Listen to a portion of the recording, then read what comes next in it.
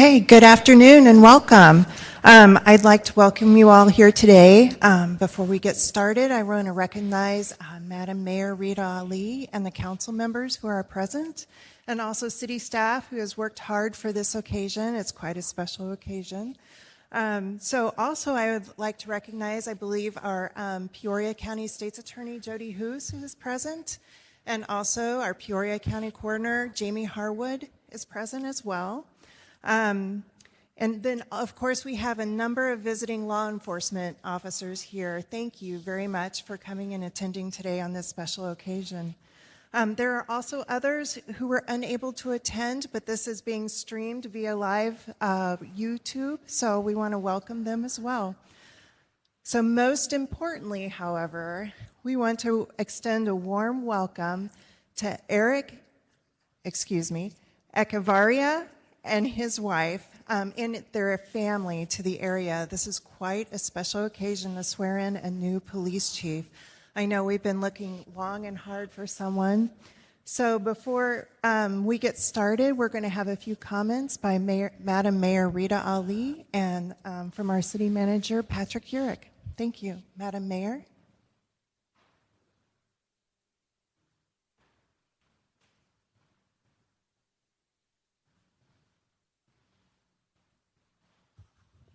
Good afternoon. Welcome, everyone. Thank you, Clerk Tarr. This is a very important and special day for Peoria. It is my great pleasure to welcome Chief Eric Echevarria. You may hear that last name pronounced several different ways. We're still working on it. I'm still working on trying to roll my R's, and I'll keep working on that. But we welcome you, Chief, as our new police chief.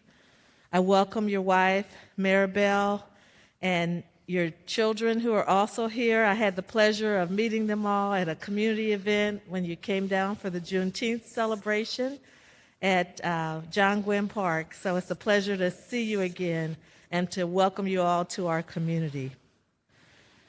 I have been extremely impressed by Chief Echevarria's community-centric thinking, and by the number of Peorians he has already reached out to and connected to prior to even starting his job here.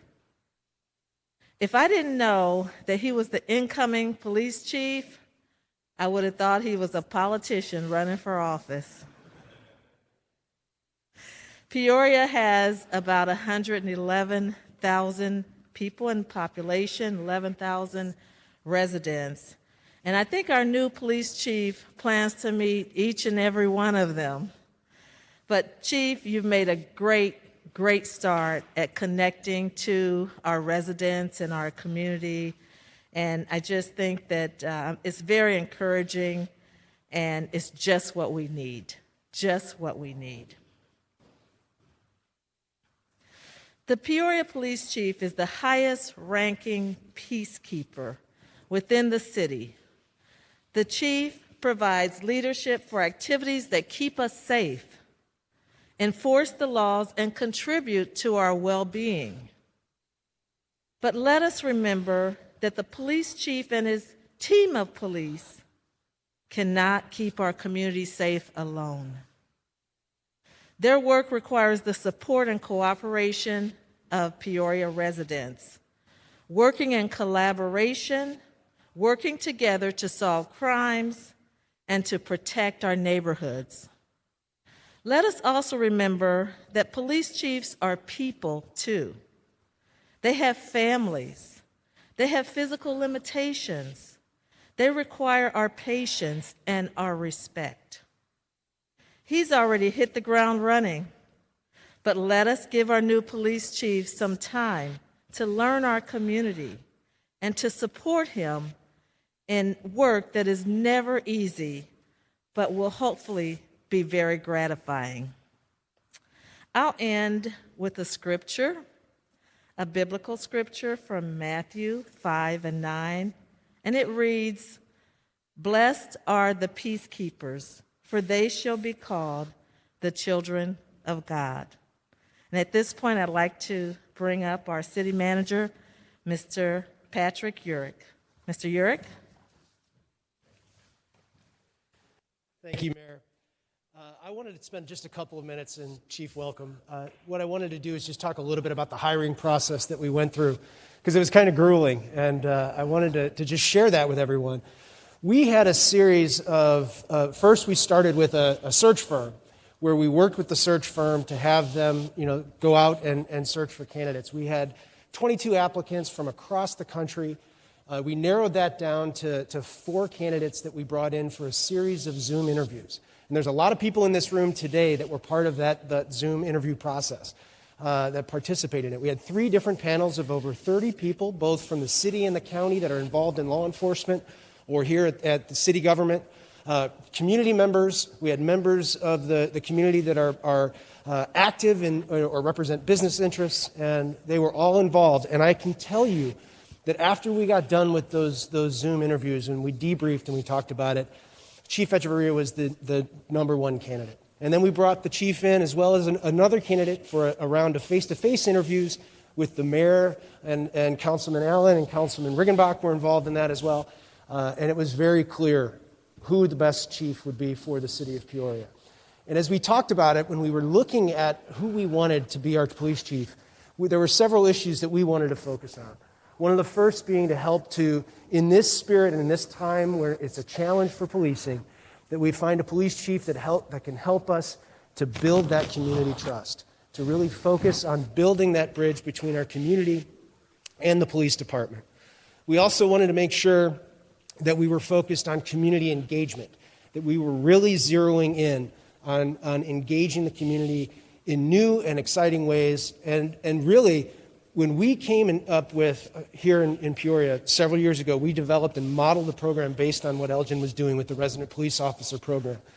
That really resonated with us, was that Chief Echevarria was very closely involved. And in fact, when we went and visited Elgin, he was one of the people that we spoke to. So that was very important to us as well. But also, I think looking internally into the department, we want to make sure that we have a chief that's going to support the men and women of the police department. And I really believe that Chief Echevarria will do that as well. And lastly, we know that one of the challenges that we have and a goal that we've committed to is to hiring a diverse workforce. So that's something that we're going to be continuing to work on, and I'm looking forward to working with the chief on that front as well. So overall, I think that I want to say, Chief, glad you're on board, glad you're coming here, looking forward to working with you. I know the men and the women of the department are fantastic professionals, police law enforcement professionals, and we're ready to get started, roll up our sleeves, and tackle the issues we have to face here in the community. Thank you very much.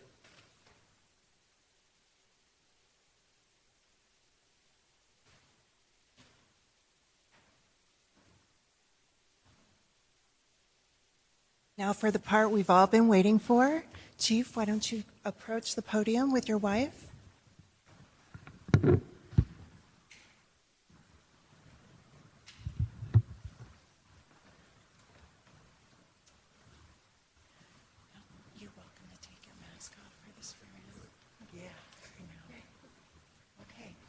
You can raise your right hand.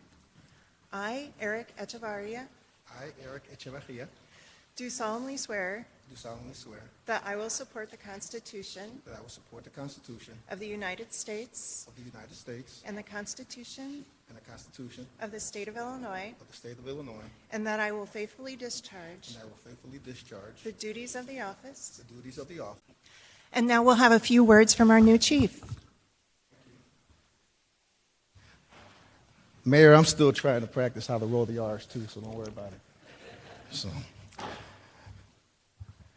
I'll try to be brief. I wrote down a couple words, only 2 pages, so give me a moment. So good afternoon. First of all, I'd like to thank God for giving me this opportunity.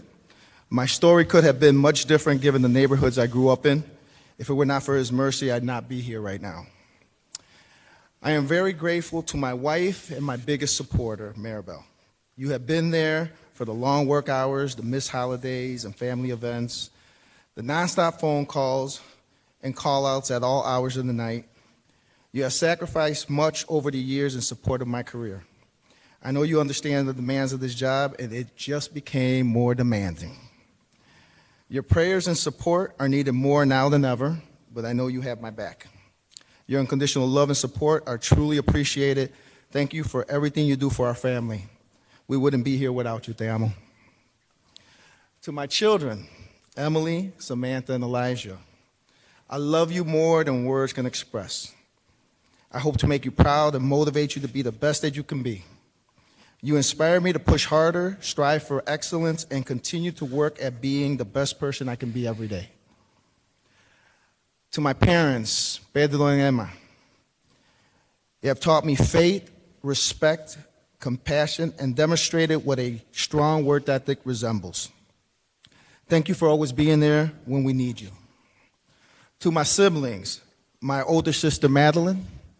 She's really not my older sister, but I like to introduce her as my older sister. So it's an inside family joke. Now you guys know it. My younger brother, Kevin and Joy, they are younger. Thank you for always being there for me. You have always been in my corner, rooting for me along the way. I love you guys. To my colleagues and friends, thank you for all the encouragement. I appreciate your support. It means more to me than you can imagine. Mayor, City Council, and City Manager, you could have chosen anyone for this position. However, you chose me. I am extremely honored to be selected as the next police chief. I do not take this lightly, and I promise always to do my best to surpass your expectations. To the over 111,000 Peoria residents, I want you to know that I do not take this position lightly or for granted. Your expectations of excellence, professionalism, community engagement, crime reduction, transparency, and legitimacy from the men and women of the Peoria Police Department are clearly understood.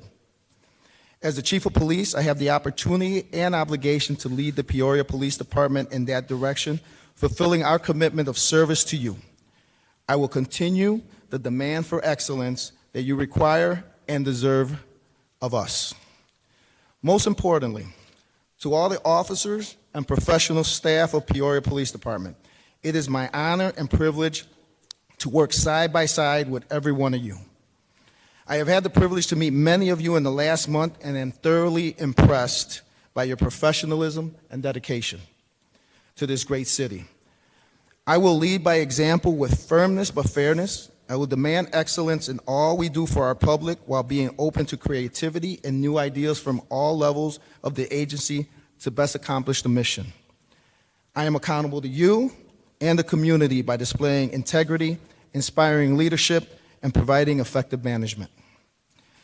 We have much work ahead of us, but I am confident that the men and women of the Peoria Police Department, along with the community, are ready to continue pressing forward. The issues that we are seeing are not just a police problem, but rather a problem we all share responsibility for. It will take all of us working collaboratively together to bring the needed change. I believe a police department engaged with its community is the ultimate form of public safety for reducing crime and improving the quality of life for all our residents. I look forward to being out in the community and getting to know the residents of Peoria. Thank you all for being in attendance in person or remotely through YouTube. I am excited about this opportunity, and I look forward to the challenge of serving this community and the department as the Chief of Police. Have a great afternoon, and I am open for some questions.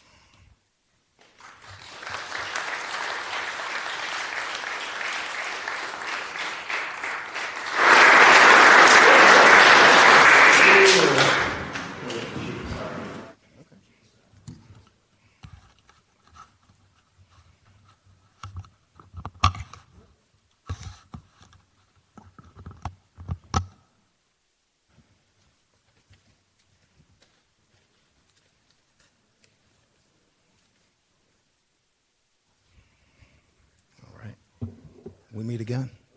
Okay.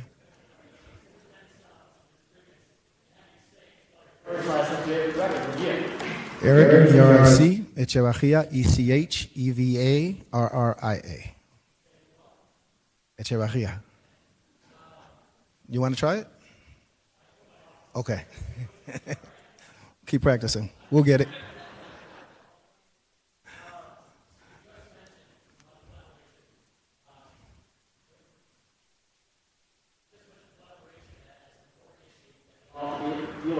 Chief Marion obviously expressed that a lot when he was chief. it's still hard for folks to sometimes to come forward and say things when they witness a crime or witness an event that you guys are involved in. Right. What is the key to getting those folks involved? What does collaboration really look like? Well, first of all, we got to get out in the community. We can't, as a chief, I'll say, that we can't just punch in and punch out and sit behind a desk and think that we are building relationships. We got to be out in the community, these neighborhood cleanups, these other things that are happening. There was a meeting this morning with the mayor and a group of stakeholders, and it's just really working together with these stakeholders. There is no doubt in my mind that from the phone calls I've received, from the conversations I have, that Peoria is primed and ready to work together and move forward. So just getting out in the community, being out there, letting them see us behind the uniform. There was a reason I showed up to the Juneteenth event not in a uniform. I wanted people to see me, their first impression of me as Eric Echevarria, the guy who, apparently the word out there is the guy that wears the Jordans. So see me who I am, and then let's have conversations from there.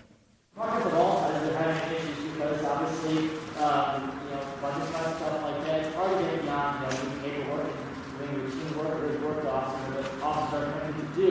So how will you make time for your officers to do stuff like that? Because it's a job that requires a lot of you, 24/7. Yeah, it does. I come from an agency that we are seeing the same issues across the nation. It's not only in Peoria.